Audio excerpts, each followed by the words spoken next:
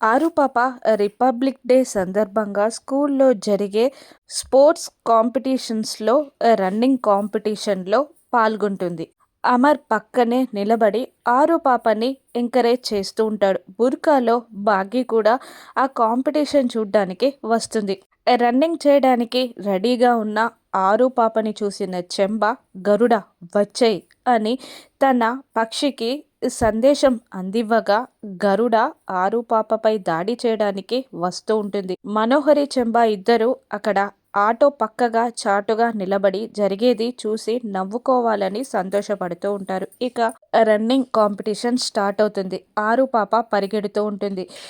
తనపై దాడి చేయడానికి ఆ పెద్ద పక్షి రావడం చూసిన ఆరుపాప భయపడుతూ ఉండగా వెనకాల నుండి అమర్ పరిగెత్తుకుంటూ ఆరుపాపని కాపాడడానికి ఆరు దగ్గరికి వస్తూ ఉంటాడు. కానీ ఈ లోపే ఆ పెద్ద పక్షి రాబందు వచ్చి ఆరుపాపని ఎత్తుకొని ఆకాశంలోకి ఎగిరిపోతుంది.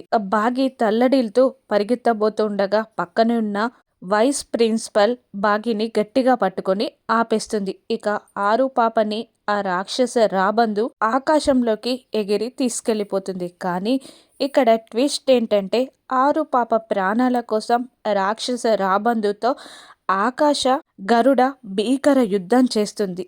ఆకాశ గరుడ రాక్షస రాబందు నుండి ఆరుపాప ప్రాణాలని కాపాడుతుంది.